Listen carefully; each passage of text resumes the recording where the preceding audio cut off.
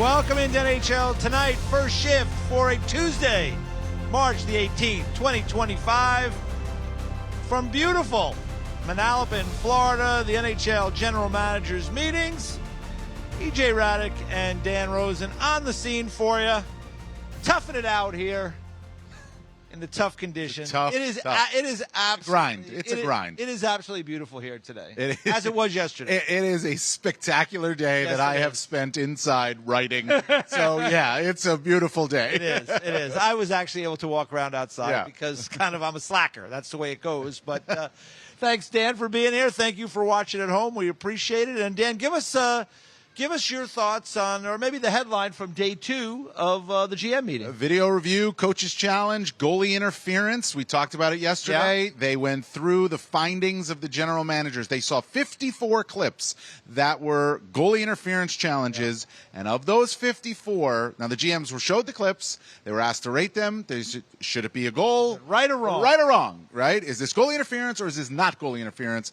Of the 54 they were shown, the GMs, overwhelmingly by a majority, agreed with the ruling in the Situation Room on 52 of the 54. The minority ones were 18-13 in the wrong direction, and one missing was Kelly McCrimmon, who had travel issues and couldn't get there in time for the exercise that they did on Monday. But what does it tell you? It tells you that the NHL is doing these things on par with what the GMs are looking for. Whether you agree or disagree, there's only one that was unanimous. Yeah. So you're going to get those, right? There's going to be some disagreements, but the overwhelming majority says you guys are doing it right. And the league wanted to know if their compass is pointing in the right direction. We talked about that yesterday. And apparently, at least according to the general managers, it is when it comes to the goalie interference. Let's get to first things first, because it has been a busy time around the National Hockey League. And the Columbus Blue Jackets, boy, they're in a tough one right now. They end up losing on home ice to the Devils 2-1. They've lost 4 games in a row, 6 of their last 7. And, boy, a bad time, Dan, for a losing stretch. Yeah, and they can't score, which is different, right? I mean, this was the offense has dried up. They've been scoring all year long. This was a team that was scoring all year long, and the goals have dried up on them right now. They had 24 shots on goal in the third period of that game against the Devils, and they ran into a hot goalie, can't get it in, but you got to be able to score. You're going to generate that much, you got to be able to score. They had 46 shots on goal in the game, and they lose it 2-1. As you said, 4 in a row, 6 of 7, and now you're looking at it in Columbus. We've discussed this, you worry, they just run out of steam. That's the thing. It's just, this team, you got to remember how emotional that was at the Stadium Series. That 2 games against the Detroit Red Wings in Detroit 2 nights before, and then you had the Stadium Series at Ohio State. It was so emotional. And I don't know, did they put all of their eggs in that basket and they haven't been able to come out, on the right side since, except for the one game where they did score 7-3 against the New York Rangers at Madison Square Garden. But otherwise, they haven't been able to score. It's odd for this team, but you wonder, did they run out of steam at the wrong time? Yeah, and you saw that graphic, 6 goals in the 6 losses. Yeah. You take out the 7 goals in that win against the Rangers. So Jackets have to get it going. The race continues tonight. A lot of action around the league, 9 games. And, in the Eastern Chase, the Rangers, who are in the spot right now, a big night for them. They take on the Calgary Flames. Flames coming off a loss last night. They're in a race in the West, so they need to win too. But here's a good spot for the Rangers at home to kind of continue to hold on to that last playoff spot. Yeah, and they're playing Calgary on a back-to-back. Yeah. They're getting Calgary, who didn't play well last night, on a back-to-back. The Rangers, they played on Sunday against the Oilers. They've been home. Boy, that power play, that is dreadful. Oh, that is dreadful. Hold on. So let's look at that, because the last 10 games, I think it's the first 7 of those 10 games, they didn't have Adam Fox on the power play. Remember, he was hurt, and it changed their power play dramatically. They went from a right-handed shot at the point, Adam Fox, who's not really a shooter, but he's really a distributor, and he's so good up top as that role, to a left-handed shot in Zach Jones, who also not much of a distributor, but it changes the look, right? You know it. It does, It does, but change 6.7%, Dan. Not good. You know what it is? Not good. Listen, the Rangers play a team in Calgary tonight, like I said, on a back-to-back. They didn't play well last night. They're struggling right now, too. The Rangers are in the position right now. But if they don't play well tonight and they lose, they could be out of the position. Of course. Very easily. Detroit's playing Washington. Montreal's playing Ottawa. Big game. Right? They could be out of that Pittsburgh position. and the Islanders are playing each other. They're not that far back, No. right? They're still Still playing. in it.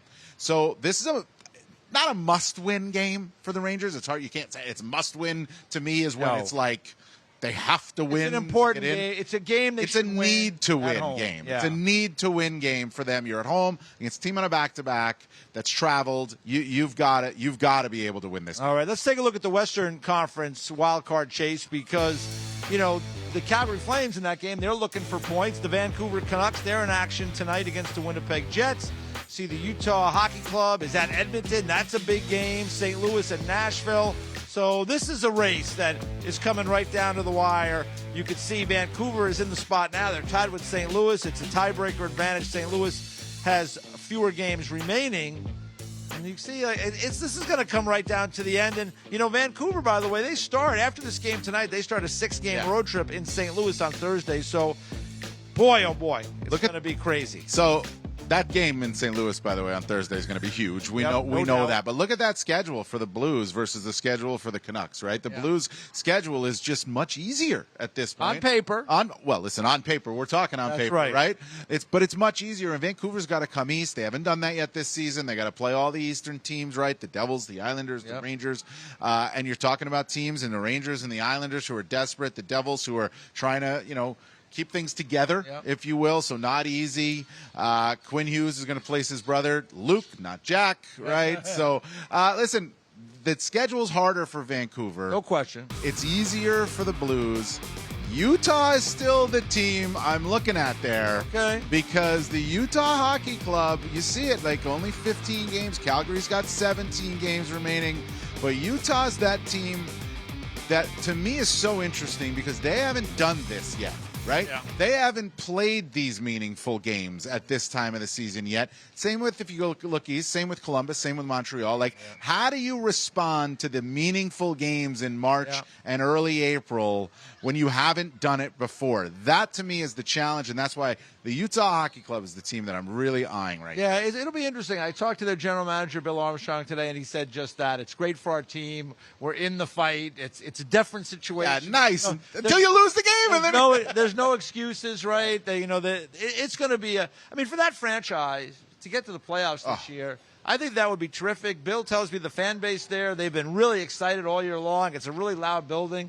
Be kind of fun to see them get in there, but as you mentioned, you got to win your games, and the Blues, they've been playing out of those teams. They've probably been playing the most consistent of the four. Well, they're the most veteran team, too, of that grouping, I would say. I mean, that's just off the top of my head. They're the most veteran group. And there's that schedule you're talking about, right? Right. Nashville tonight. You got a big one against Van. You got the Chicago Blackhawks on there. Nashville again. Montreal will be a tough game. Then you got Nashville in their mix, and then Colorado, obviously, a tough meeting there. But, at the end of the day, that's all nice and pretty on the graphic. But the bottom line is you have to beat Chicago. You got to beat Nashville in those games. We'll see if they can do it. The Blues might not make the playoffs off of these next 5 games. Yeah. But if they don't play well in these 5 games, they could miss the playoffs. Yeah. They could knock them out.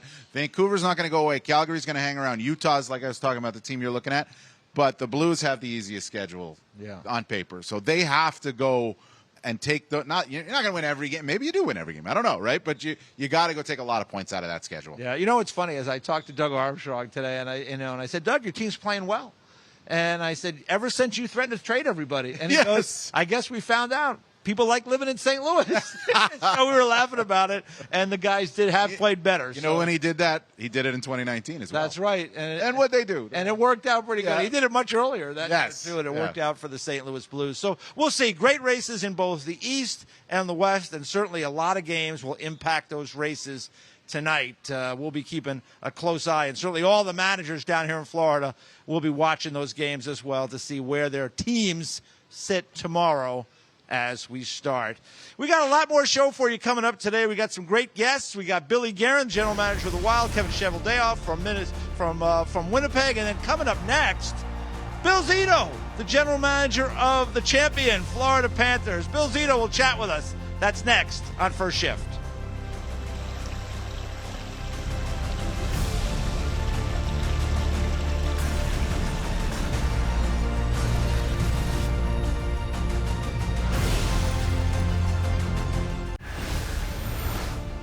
Joined now by the general manager of the Florida Panthers, the defending Stanley Cup champion Florida Panthers, Bill Zito. Always Probably good to hear that you're the defending Stanley Cup champs. We'll take it, right? Yeah, It's right? Nice to hear, and it's been strange because you need to push that back Yeah. and focus on this season to try to do it again. Yeah, no question. And you guys are right in the midst of things in first place in the Atlantic Division. We'll talk a little bit about that moving forward. But I want to ask you about the meetings. You're in day 2 here. Take us inside. Take the fans inside. What are the discussions like this year at the meetings? They've been great, and they're very interesting dynamic as far as the small groups sharing a lot of different topics, sharing our opinions on those topics, and then having a little bit of a test with regard to our opinions. For example, they showed some on-ice plays. Was that a penalty? Was that not a penalty? Yeah.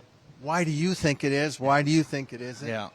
It was a great learning experience, and I really think it was a great chance for us to make the game better in a very virtuous way, and I learned a lot. When you get into these small groups, now there's 32 teams in the league. Is it 4 groups of 8? Is it 8 groups of 4? I mean, how is it broken down? I'm thinking it was 4 or 5 groups. Okay, so they're like 7 or 8. I didn't really count. Yeah. It's, you're around a board table. Yeah. There's probably 8 guys. There were people there from the league, people there from the Situation Room. Okay. Referees. It was a great learning experience. And they show play. I know, like, goalie interference was one. That's always it's contentious, right? Because you guys are all competitive, and these plays around the net are tough. And the goalies, we have to protect the goalies, but yet we want to give the players an opportunity to score goals. I mean, it seemed like those were the ones guys were really digging into. Yeah, and it wasn't contentious. It was a room full of people who want to get it right. Yeah. And if you left with any nuance from the meetings, it is the time, energy, and commitment that they have to getting it right. We're never going to always get everything right. None of us do. Yeah. But the attempt to do it, it's considerable. How about the discussion? I know yesterday you guys had they presented like an evolution of the rule changes over time, especially with replay, because there are a lot of guys that haven't been in the role that long. It used to be we had guys that maybe were managers for 20, 25 years. There's a lot of newer managers that come into it. How did you like that kind of discussion about the evolution of rules regarding replay? I think it's great. It's almost like a recipe for a meal. Yeah. You do it for a number of years. Well, why don't I add this spice or that spice or cook it at this temperature? And then that's not necessarily maybe what you had works better. Yeah. You know? And so now you can go back and reflect on it, and it's just all part of what I would call an uber thorough process. Okay. In an attempt to get things right.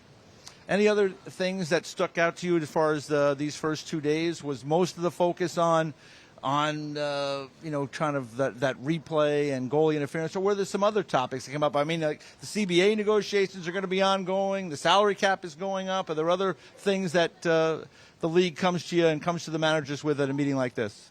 Yeah, there's a whole host of things that you talk about with regard to the state of the game, where we are, improvements, ideas, little things, calendar. Yeah. From everything from which is getting crowded. Everything from here and there and in between. Yeah. So it's certainly crowded with the international events. You were involved with the 4 Nations this year. What did you get out of that experience? Because that seemed like it just went off great. Fans loved it. The players seemed to love it. It was so competitive. What did you take from that? The best way I could describe it is fantasy camp for a hockey executive. To be in that moment with those players and the respective staffs, and the friendships and respect that everybody has for each other. But the level of competitive sort of emotional intelligence that everybody had, and it was sincere, it was wonderful. The quality of the hockey, it was great for our sport. It was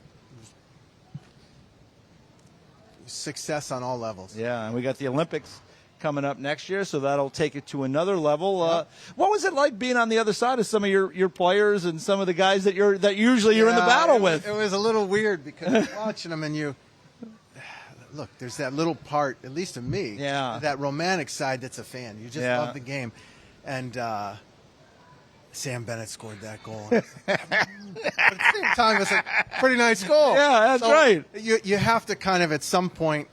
That agenda, the life that you lead and the job that you have gets pushed aside for the moment that the competitiveness of the event. Yeah, it was such a special event. And, you bring up Sam. I mean, I know you got to figure out if you could keep him. I'm sure you're doing everything you can to get him re-signed. But he is an important piece, right? He's a player that, he just helps you win, it seems like. Yeah, he's a dynamic guy who's a wonderful hockey player on all different levels, whether it's skill, it's sense, it's being in the moment. He has an edge. He plays hard. And what most people don't, or many people don't appreciate because you're not there in the moment, is what a good teammate and what a good guy he is. Yeah, and that's you're built a Stanley Cup champion here. How important is that to have good teammates and guys that really connect with one another? It seems like it's vital. It's everything. In fact, we were fortunate enough last night. We honored Dean Lombardi. That's right, at our dinner, and Dean talked about his teams that he built. Yeah, the LA Kings team won 2 championships. 2 cups. And he said that the common denominator in his main theme was the team and the character of the culture. Yeah. And was happy to hear that. Yeah. And he's a bright guy, and that's everything, right? Because the collection of individuals aren't going to win it this year. I don't know who's going to win it. Yeah. But it'll be a team. That I know. Yeah. Let me ask you about one of your guys, Matt Tkachuk, because he's been out really with injuries since the Four Nations. What's the update on Matt Tkachuk? Because he's a big part of kind of the engine of your group. Yeah, he's right on schedule as much as you can be week to week, and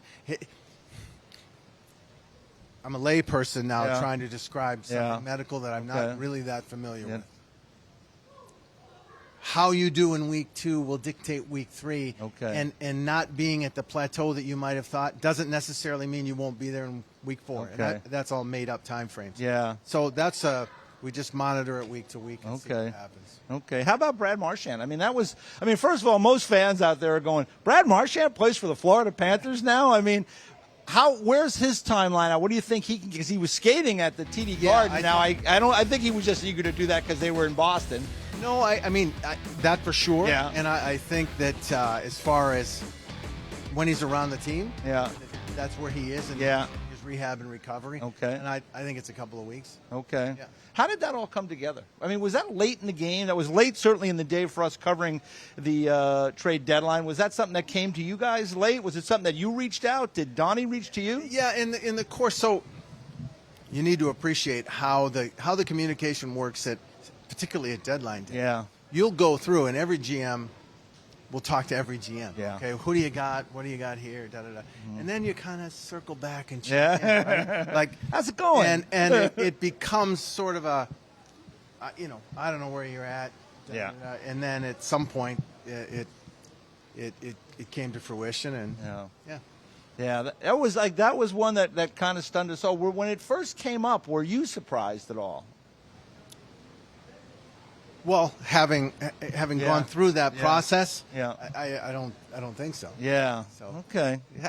It's got to be a crazy day for you guys. I mean, because there's 31 other managers. It's hard to check in with everybody, but you're trying to. Well, no, but your check-in over period a course of time, right? Over the course of I don't know when it starts. Maybe it starts right after Christmas. Okay. Right? Are you doing anything? Yeah. No, that's what I'm thinking.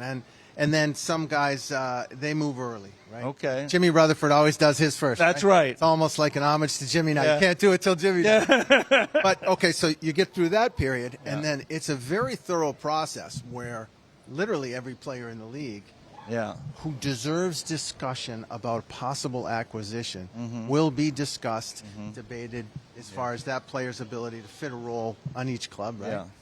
And so it's pretty thorough. And as you move forward, Connor McDavid's not being traded. Yeah, so I can say, okay, he's not on. Yeah. Leon Draisaitl, not traded. Yeah, right. Who's left? Yeah. Right? Barkov's not.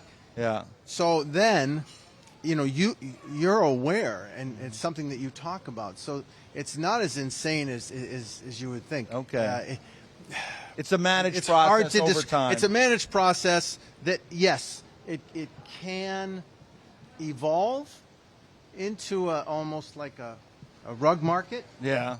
But for the most part, it's done with a background and a plan and an understanding of what it is you're trying to get and what the costs are. Okay. Well, you got ahead of it a little bit with Seth Jones. So That was one that that's a big acquisition for you Yeah. guys. Was that one again that started earlier, or did that kind of come to fruition quickly? Well, again, the evaluation of the player for me, probably started when I was in Columbus. That's before right, we even- and that's a big advantage. Like, you knew Seth Jones going back several years. Right. So now, even though at least in our process, Yeah. if I wanted to get the collective to say, all right, to buy in, I can't just say, well, I know him, I'm taking. You got to know Right? what's going on. Everybody now. weighs in. Say, Yeah. Billy, you're wrong. Yeah. This and that. It's fascinating how the process works. And I had a player a couple years ago who I had been his agent, and we needed a player, and I said, that's the guy.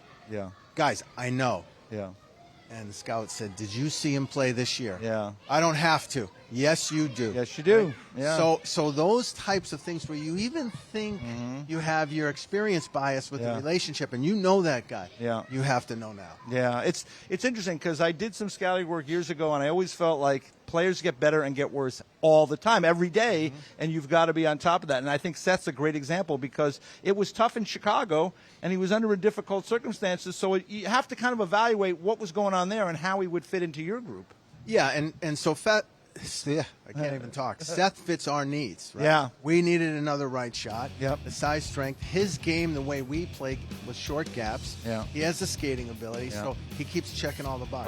Boxes, yeah. Where it was helpful is, I knew him as a teammate. I knew him as a Yeah. person, and that Added. that helps. Added. That helps with the bigger picture that we talked about earlier. Teams win. Okay. Well, listen, one more for you because you're trying to do something that doesn't happen all the time. You guys are trying to win a second consecutive Stanley Cup, third straight final, if you could get there, which would be something really special as well, especially in this era, Bill. It is difficult to get back, to win it once and then to get back to it and maybe get back to it again. What in your mind is the most important thing that will have to happen in a really tough and competitive Eastern Conference? To be honest, Yeah. the exact opposite of everything you just Yeah. said. Worry about tomorrow. Today, right? Yeah, that's it. then- and it's like anything. Yeah. You know, Stay healthy. stay Right. healthy. Worry about today. Keep your focus on what you need to do now, and Yeah. then don't worry about the other stuff. Yeah. Well, listen, congratulations again on winning the Thank Cup you. last year. Thanks for taking the time today. We really appreciate it, and good luck down the stretch. Thanks for having me. All right. Bill Zito, the general manager of the Florida Panthers. We'll be back with more First Shift after this.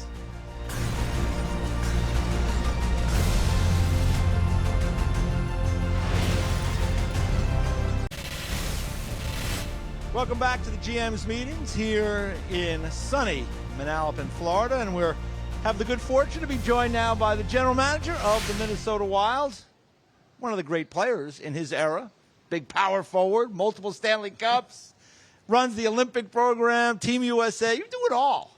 Billy Guerin. Trying. One foot in front of the other. All right. You know, like that's all it is. Just one foot in front of the other. Well, you're doing a good job. Let me just start with the meetings here. We're down here for the annual GM's meetings. You've been to a number of these now in your role as the manager in Minnesota. Take everybody inside. The fans are always wondering, what are those conversations? What goes on in the meetings? What has been going on over the last couple of days? You know what? The meetings are great. It's really all about the health of the league and making sure things are as good as they possibly can be. We talk a lot about different rules, different scenarios that come up in games, and just things about the game that we want to make sure are as good as they possibly can be. And if they're not, how do we make them better? And, as we sit here today, like the game's really healthy. I mean, as you can see by like the playoff race, there's never been more parity in the league. Yeah. Teams are close. There's so many teams still in the battle. We just came off the Four Nations tournament, which was a huge success. Yep. And did a lot, not just for the NHL, but hockey in general. Mm-hmm. So I really think we're in a pretty good spot right now, but we always have to just make sure. Yeah, specific to these meetings here, I thought it was interesting. I saw the number. So you guys went over 54 clips of goalie interference challenges, right? And of the 54, the general managers, it wasn't a everybody agreement, but there it was a consensus in agreement with the Situation Room on 52 of the 54 calls that were made. That's a high number. Does that number surprise you? Given how much we complain, yeah. That's what I mean. Yeah, it did surprise me, actually. But, it proves that, that the officials are and the, people in the war room in Toronto are doing a good job. Yeah. And, when we watch games, it's emotional. There are players, there are teams. We care. And sometimes we don't get, the bounce that we're looking for, the call that we want. We're emotional about it at times, but it's good to come here with a calm head and be able to talk about it. And they do a great job of just putting out all the different clips for us. And they're really good discussions. Billy, goalie interference is always kind of a little bit of a bone of contention. You mentioned it. It's close in this league. There's 1-goal games every night. Guys are driving hard to the net. There's going to be plays that we're going to look at a couple of times to see if everything is as it should be. You've been someone that played in this league for a long time. You went to the net hard as a power forward. You're around a lot of players with the Wild and certainly with Team USA. Do you talk to the goalies, talk to some of the players about the things that go on, or do you leave that for a meeting like this? Yeah, I kind of leave it for a meeting like this. It's tough to talk to goalies. You never know what you're going to get. But no, there are good things that come out of these meetings, and when you watch the number of clips that we did, and you kind of go through them, a second time, a third time, and watch on your own, you see some of the tendencies. The players are so smart. Even the goalies, and they figure out a way. When rules are implemented, they figure out a way to kind of push the boundaries on it. Yep. And I think it's important that we, always kind of go over and sometimes you have to do a little bit of a reset to make sure that everybody, they're all following the rules the way that they should. Now, specific to this, though, I wonder, as a manager now, you've gotten all this information here. Do you now go back to your video coach and your coaching staff and say, this is what we saw, this is what we learned, with as clear a head as we can have, let's apply this standard, if you will, when we look at these things. Oh, yeah, 100%. Yeah. 100%. And, we've asked that the kind of like instructional, educational videos that they put together for us, that they're sent to our video coaches and our head coach. The more accurately we know the rules, the better off it's going to be. And, especially with the video coaches, there's so much pressure on those guys with challenges and things. They're huge decisions. They have like 30 seconds to make them. Yeah, and there's such important parts of our coaching staff. They need all the information that we can get them. Yeah. We've focused a lot of our attention in these first 2 days on replay and coaches challenge. That's been kind of what we've been hearing is coming out of the meetings, but I'm sure you guys are talking about other things. I mean, the salary cap looks like it's going up, the CBA negotiations, that's going to be something that's going to be on the table, new TV deal in Canada. Are you hearing about these other things? Are there presentations in the meetings as well about other topics? There are. And it kind of goes from meeting to meeting on what the subjects are. This particular meeting seems to be more hockey focused rather than business focused. There's always the Board of Governor meetings with all the owners, and those are really business focused. But this one here is mainly focused on the health of the game, the actual kind of things that just go on during the course of a game and how we operate, and very hockey heavy. Yeah. Okay. Well, one thing I did want to ask about, we were talking about it off camera, is Tom Fitzgerald, what he talked about today.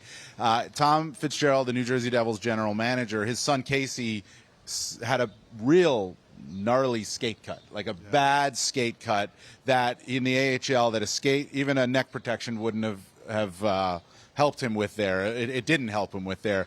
You guys were able to see that skate cut and have one of your own general managers talk from a hockey dad perspective on that. What was that like to hear from Tom on that, and did it resonate with you? Oh, yeah. You guys know Tommy Fitz and I are very close friends and have been for, over 30 years. And I know his wife Carrie and all his boys, and to see him and Carrie go through that and watch their son go through something that scary, it really hits home and puts a seriousness on it. Tommy's very, he's emotional about Yeah. it. He Yeah. cares. He doesn't want other parents or a player's wife or player's children to go through this, and we just want to protect the players as best we can. So it's really important that we're talking about things like this, so we can minimize the accidents that happen. Yeah, it is. It's a dangerous game, and as we were talking earlier too, I'm surprised it doesn't happen more often because of the speed and the intensity in which this game is played, and it's really hard for you guys as managers to try to figure out a solution. There are certain things, Kevlar, neck guards, things of that nature, but still, it's pretty difficult to mitigate against everything. Yeah, it really is, and it's. We just want to protect the players. Yeah. If we could go through, season after season with no injuries or no harm done to the players, that would be great. But like you said, it's the fastest game in the world. Yeah. And it's the guys play on the edge. They play with speed. The physical nature of the game. Just crazy stuff happens, but we're just trying to do the best we can to protect these guys out on the ice. Now, of course, you're speaking from a GM meetings, but you are the GM of the Minnesota Wild, so we've got to ask you about the Wild, right? Here's a team. Kaprizov's hurt. Eriksson Ek's hurt. Brodin's hurt. Yet you're right there. You won a game last night. You're finding ways, not scoring a ton of goals, but still finding ways. We talked about this previously. What's your take on where your team's at right now, given everything that it's gone through lately?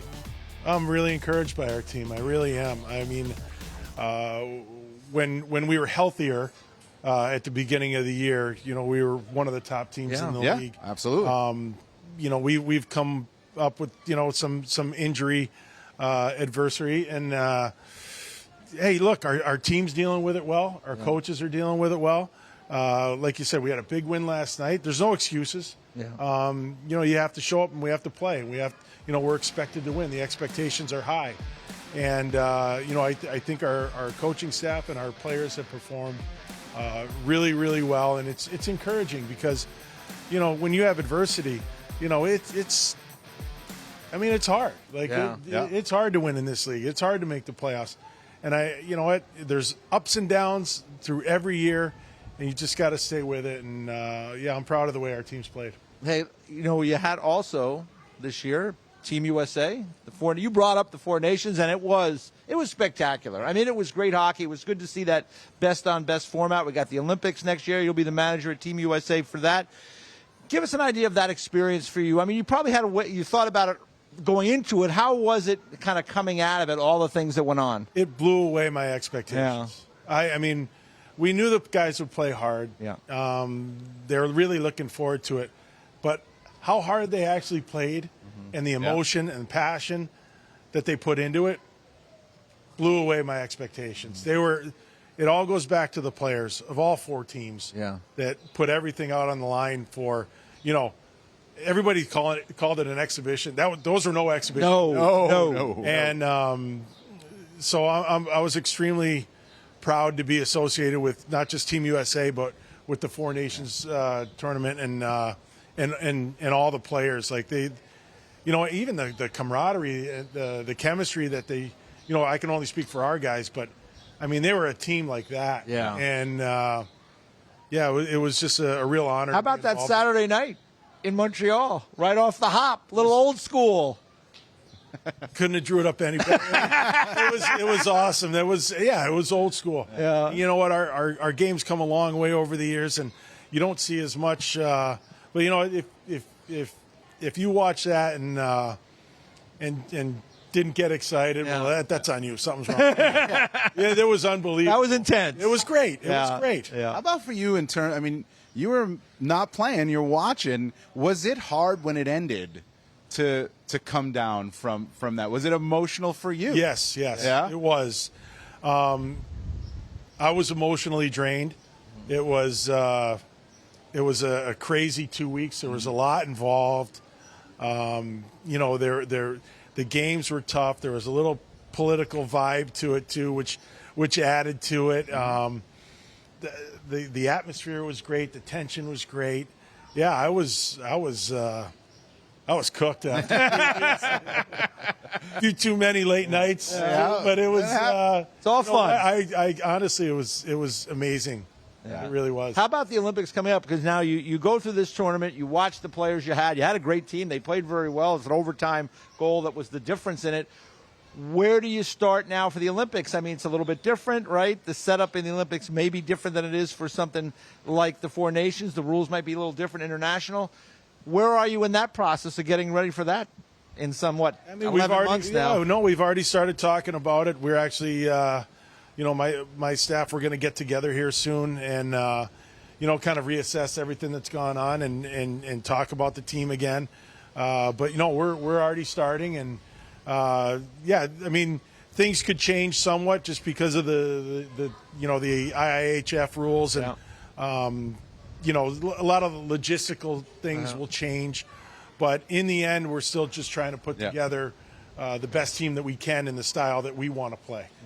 I wondered about the challenge because you're running a team and a team in a playoff race, a team that's going through the season, yet you were running another team at the same time, if Four Nations, and now you're preparing for the Olympics. Like, how do you wear the two hats? What do you do? How do you allocate your time? On both places, Minnesota and with Team USA, I have great people that work with me. Mm-hmm. So they do all the work. They do a lot. They need to. You guys know me. They need to. But that's the key. And you can't do everything yourself, and you don't want to do everything yourself. Yeah.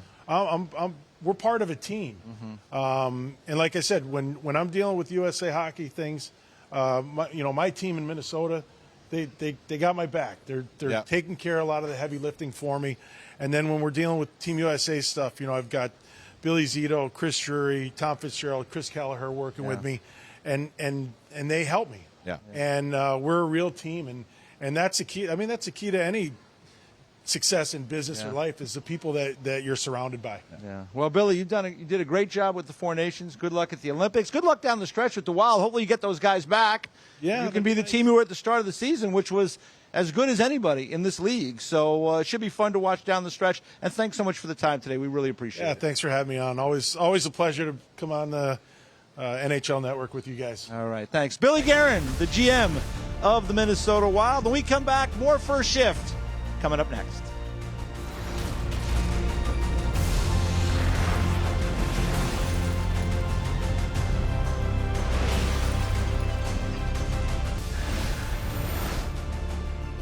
Here with the general manager of the Winnipeg Jets, Kevin Cheveldayoff, and good day to talk to you. You're sitting right at the top of the National Hockey League standings, 98 points. It's been an unbelievable year for the Winnipeg Jets. How has it been so consistent all year long with your group? Well, again, thanks for having me on here. It is an interesting time. I think, for us, it's just been trying to stick to the process, I guess, and for us to be successful, we have to play a certain way, and I think our guys, hopefully understand that. We obviously last year we had 110 points, and so there are some changes to the team as well. But I think the core of guys obviously are trying to learn from last year's experiences and trying to grow from it. Yeah, no question about that. You probably have more than 110 points this year, so congratulations on all things going right now. Let me just get to the meetings here, and then we'll circle back to your team. Give us an idea. Take the fans inside that room when you guys get together in there. There's been a lot of discussion, I guess, about replay and the history of how things have gone with replay and coaches' challenges. What's the discussion been like? Yeah, so this year generally what happens on day one is we'll break into smaller groups so that you can have maybe a little more free-flowing conversation. What is that, like 6 or 8 guys? Yeah, probably, like maybe 2 or 3 people from the league, and probably, I think they do 4 groups, so, probably around 8 guys. Yeah, probably around 8 guys, and again, this year was a little bit different. This year everybody had the same topics, and we looked at, I think it was 54 different coaches' challenges clips, majority of them being goaltender interference, some of them being offside, some of them being, hand pass or different things like that come into play. And we got to vote on them. Like, do you agree with the call? Don't you agree with the call? And the such. And so they tabulated all that. And then today, facilitated a much bigger discussion, with respect to the results. And again, overwhelmingly, I think, the league has done just a fabulous job of getting it right. And kudos to them for coming back to us all the time and challenging us to challenge them to say, Yeah. you know, are we getting it right? So again, I don't have the statistics in front of me, but I think it was 52 out of 54. I think that is the number was that what you we- guys in consensus Yeah. were 52 out of 54 of the clips. Yeah. And I know listening to Stephen Walkham and Colin Campbell yesterday, they were talking about the idea of like, just want to make sure their compass is pointed in the right direction. And it seems like, based on what the managers have thought of those clips, it is. Yeah. Now that being said, it's not 100% unanimous on all these Yeah. things. You know, there's always going to be that opinion, and I think therein is the essence of this is that there is a lot of still subjectivity that comes into play. The good news is that the majority of the people in Toronto are people that have been there for a long time, adjudicated over thousands of games, and have an idea of what the standard that they hold it to is. It's got to be difficult, right? Because when the Winnipeg Jets are in an important game, you just played the Dallas Stars the other night, or you're playing the Colorado Avalanche, and it's a one-goal game, and there's a hard play around the net, right? I would think your view is going to be a little clouded in those situations, right? Well, and I guess put yourself natural. Put yourself in the coach's shoes. Like as a manager, you're a little bit removed, but the coaches are on the bench, and they have to make that split-second decision as to whether they're going to challenge or not. The ramifications are huge if you're wrong, and so it's there's a lot of pressure on the video coaches, a lot of pressure on the coaches to understand it and get it right. And again, that's where the league is going to continually try to educate and help everybody understand. Where do you think we are with goalie interference? Because a lot of people will say, well, I don't know on a night tonight. I watch it. I can pretty much figure it out most nights with the blue paint and the white paint as kind of a differentiator into what happens. Now, there are situations where different things happen in those places on the ice, but it seems like that's a good guideline to start with. For sure, and so they talk about in the blue paint, out of the blue paint, in the white. How does the player get there, and then does he impede the the goaltender from doing his job by contact? So those are all the different criteria that have to come into play. It's not just going into the crease. It's not just making contact and stuff like that. Can the goalie reset? So there is a checklist that they go through and make their decisions. You're one of the fortunate managers that has one of the very best goalies in the league, Connor Hellebuyck. Do you ever go down and talk to Connor and get his feedback? So coming into these meetings, and one thing, Hockey Ops does a lot of times is they'll send out, if there's a recent controversial call, they'll send it to 5 or 6 general managers. Fortunately, I was on, one of those lists just coming into here. So I sat down with Helly and I said to him, like, what do you see here? What do you think here? And so we had a good conversation. I think there was 2 clips that we were asked to rule on. And so, it was in the lunchroom. So I brought over a couple of other guys. And I said, guys, Scheif and guys that, watch a lot of hockey, watch a lot. And it was interesting to get, their take on it and interesting to get their questions on it because as much as we still try to educate, there's still questions on it. So, again, I think it's always going to be something that we're going to be trying to sharpen our pencil on all the time. And that's great. I'm sure the players appreciate having the opportunity to be heard on these things because it impacts them directly. Yeah, we have a little fun with it too. Yeah. So it's interesting. But, one thing about, Connor, he's a great goaltender from a physical standpoint, but I think what really makes him, special is that he's got tremendous hockey sense. So, he, like a guy like Scheif, are students of the game and in their own particular thing. So it's always great to get their perspectives because they are the game. Yeah, no question about that. Let me ask you about Connor Hellebuyck now. He's played a lot of games this year. That's who he is. You've probably asked him. He'd probably say, I want to play every game. Yeah. As you go down the stretch here, any concern about just managing him and getting him ready for the playoffs? You guys are going to be there. You'll likely be the first seed in the West. So, obviously, Helly's got a cadence that he likes when it comes to that. So you look at the schedule, and sometimes the schedule will dictate it and different things. I think we have 14 games left. He didn't play last game, although he did because, Eric Comrie had to get taken out for a mandatory evaluation, and Helly had to step in for a period or three-quarters of a period. Which is a tough thing to come off the bench for a guy that's not used to that. Yeah, and especially, when it's his night off. Night off, So, but again, him and Wade Flaherty, our goalie coach, have a good understanding of his level. We'll give him practices off at different times, bring someone else in to work with the guys and stuff like that. So manage it along the way. All right. Well, let me ask you. You brought up Mark Scheifele too. I just think this guy still doesn't get the attention that he deserves. I mean, I thought he could have been a guy to be on Team Canada this year. I thought he really earned that spot. He's played very well. You get to watch him every night. Make the case for Mark Scheifele to the viewers out there who maybe don't see him all the time. Yeah, I think, he's a player that has just kind of grown before our eyes. And he's always been, a really strong offensive talent, in this game. But I think, he's got, he, like Kyle Connor, have other layers to their game now that I think, after when we brought Bones in and Arnie here now, making them understand that, playing defense will actually give you more offense. And that you see the level of maturity and the level of understanding. When you get those top guys doing that's kind of been, our secret sauce. It's so funny because that's been a story over the years. You go back to Gretzky, you probably go back to players before that. It's like they have to learn how to win, kind of. Sometimes you lose, then you learn the sacrifices you have to make. It seems like that, from the outside, it seems like that's something that guys should get. But, sometimes these guys they're under such pressure to score that maybe that impacts the way they see the complete game. Well, it is. It's the talent level of our game, I don't think, has ever been any higher. The speed of our game, hasn't been, higher. So, it is an interesting time to, obviously to be a fan in the game, but to be a player in the game as well. And you have to evolve. And that's where a player like Mark, the stuff he does off the ice, with the nutrition and his body and just trying to be elite at everything, that's the stuff that people don't see. And the dedication and the commitment, to wanting to be the best, it's remarkable. Yeah, no question. And I've watched his game over the years, and I can tell you, he has matured as a player. And even I've been around your team early in the season when you guys were in the New York area, and just watching him in the room with guys, seems like almost a little bit different guy. Like he's just evolving like most as people. Yeah, so it was interesting. We made the trades, just here at the deadline, and the guys we were landing on coming back from out east, and the players were Shen was just coming in. Yeah, Scheif went over, picked him up at the airport, and he's been bunking at his house since. So those are things that, again, we have a close group of guys, and they care about each other, and that just underscores it. There you go. Well, listen. Good luck the rest of the way. Winnipeg Jets sitting at the top of the standings right now. Looking forward to the playoffs. Good luck. Thank you very much. Coming up. We appreciate the time. Thank you. That's it for the general managers meetings here in Florida. I want to thank all of our guests who took the time to join us over the last couple of days. Also thanking Dan Rosen.